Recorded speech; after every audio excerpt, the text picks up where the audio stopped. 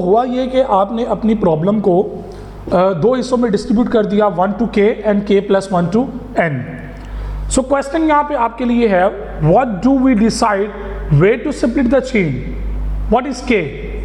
देखिए binary search में तो आपको पता है n/2 है, इंटरपोलेशन में भी आपने पूरा फार्मूला डिजाइन कर लिया। चेन मैट्रिक्स के बारे में क्या ख्याल है, क्या k को हम रैंडमली जनरेट कर सकते हैं या उसकी तमाम पॉसिबल वैल्यूज की तरफ मूव करेंगे। देखिए बैक ट्रैकिंग के लिए ज़रूरी होता है कि आप जो हम देखें, हमने अपनी प्रॉब्लम को स्टार्ट से ही यही कहा कि हम उसको करेक्टराइज करेंगे विद ऑप्टिमल सॉल्यूशन। तो ऑप्टिमैलिटी के लिए k की ऐसी कौन सी वैल्यू है जो ऑप्टिमल है। अभी तक तो इस बारे में हमने कहीं बात नहीं की कि k की ऐसी कौन सी वैल्यू होगी जो ऑप्टिमल होगी। तो डेफिनेटली हमने k की वो वैल्यू पिक करनी है यहाँ पे जो कि सबसे ऑप्टिमल है, जो आपकी पूरी चेन के अंदर उस पॉइंट पे कट करेगी चेन को, जो कि सबसे ऑप्टिमल पॉइंट होगा। So what is k? So the answer is consider all possible values of k। अगर हम k की तमाम वैल्यूज को कंसीडर करते हैं तो आपके ज़हन में क्वेश्चन आएगा, that is also brute force strategy. तो आपके ज़हन में क्वेश्चन आ सकता है ना कि ये भी ब्रूट फोर्स ही हो गया। अगर हम तमाम एलिमेंट्स को देख रहे हैं, सबसेट्स को देख रहे हैं, तो वो भी तो ब्रूट फोर्स ही है। लेकिन जनाबे वाला हमें ये बताएं मुझे कि क्या आपके पास कोई ऐसा मैकेनिज्म है कि जिसकी मदद से आप इस k को ट्रेस कर सकें। हाँ, डायनामिक अप्रोच के अंदर ये है कि आप k के तमाम पॉसिबल सबसेट्स में से अपना मिनिमम सेट निकालते हैं। अब इंशाल्लाह जब आप एग्जाम्पल करेंगे, आप देखेंगे प्रॉपरली एग्जाम्पल को, तो ये चीज़ें आपके लिए मज़ीद क्लियर हो जाएंगी और आप इस चीज़ के ऊपर कंफर्म कर लेंगे अपने कॉन्सेप्ट को कि हाँ ये स्ट्रेटजी यहाँ पे एक्सेप्टेबल है, इसका यहाँ पे क्या बेनिफिट था।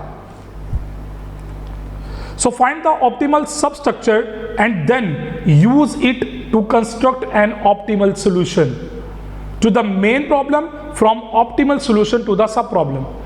मतलब ये है कि जो सब प्रॉब्लम लेवल पे बात होगी वो भी ऑप्टिमैलिटी के साथ आएगी। वहाँ से ऑप्टिमल उठाया, ऊपर लेवल पे आए तो वहाँ से ऑप्टिमल उठाया, उससे ऊपर लेवल पे आए तो ऑप्टिमम उठाया, एंड सो ऑन। जब मेन प्रॉब्लम की बात आएगी तो वहाँ पे जो रिजल्ट आएगा डेफिनेटली वो भी ऑप्टिमल होगा।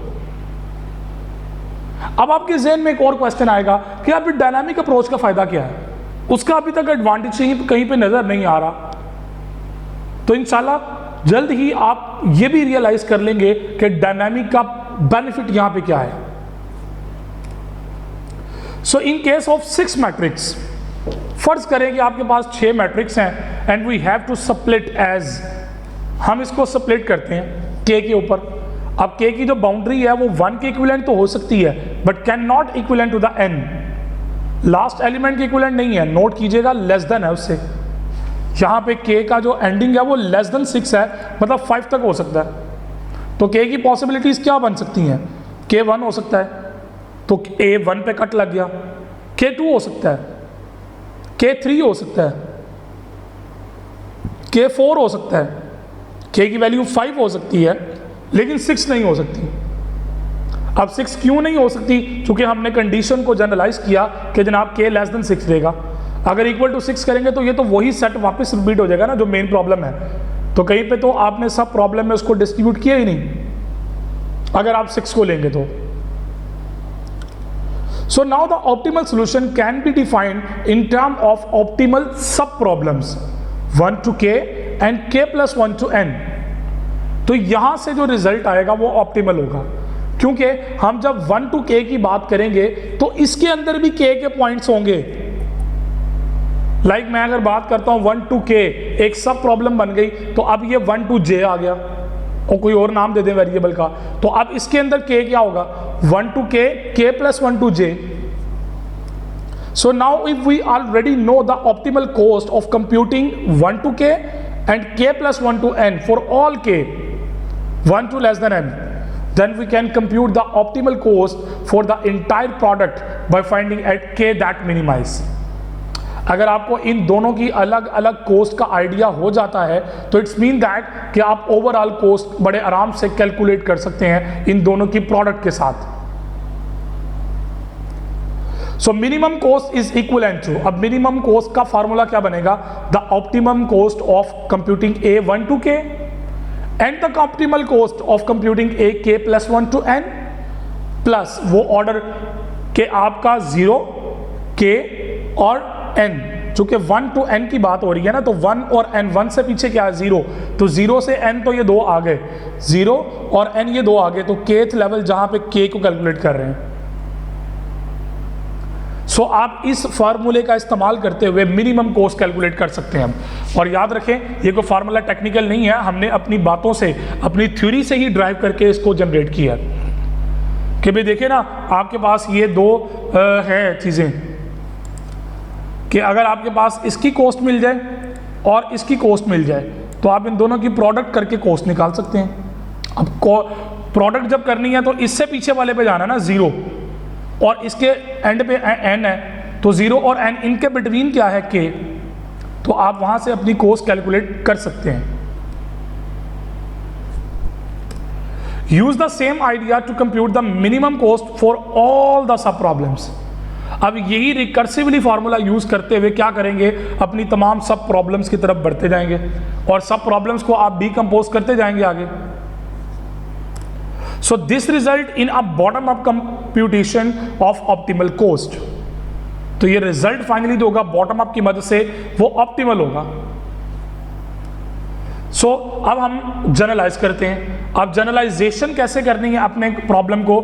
सो ओरिजिनल प्रॉब्लम क्या है जी, आपके पास 1 to n ये मैट्रिक्स आपके पास है।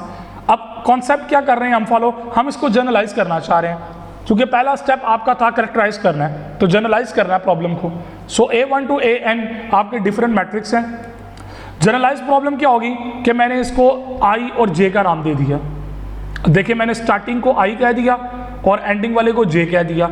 अब इनिशियल और एंडिंग, स्टार्टिंग और एंडिंग पॉइंट के मैंने वेरिएबल्स के नेम सेट किए हैं। सो जब भी कभी आप कॉन्स्टेंट्स निकाल के वेरिएबल पुट कर देते हैं, that will be your generalise form. तो ये जनरल फॉर्म के अंदर हमने उसको शिफ्ट कर दिया। अब इसके अंदर I जो मर्जी हो, J जो मर्जी हो, ये कंप्यूट करेगा उसको जनरलाइज फॉर्मेट के अंदर। अब आपके 7 मैट्रिक्स हैं, तो 1 to 7 I1 हो गया, J7 हो गया। फॉर एनी के सच दैट K की अब बाउंड्री 1 to n थी, तो ये I to J हो गई, लेकिन J से less. So divide product into 2 products. अब आपने अपनी प्रॉब्लम को 2 प्रोडक्ट्स के अंदर डिस्ट्रीब्यूट करना है, यानी कि AI से AK तक and AK plus 1 to AJ। तो आपकी प्रॉब्लम जो जनरल प्रॉब्लम थी, ओरिजिनल प्रॉब्लम थी, आपने उसको 2 हिस्सों में डिस्ट्रीब्यूट कर दिया। अब सेम रिकर्सिव अप्रोच यूज करें पहले कंपोनेंट पे।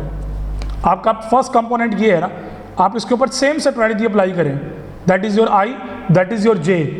अब K इसके अंदर कहीं पे होगा, एंड रिकर्सिवली आप इसको आगे वर्कआउट करवाएं।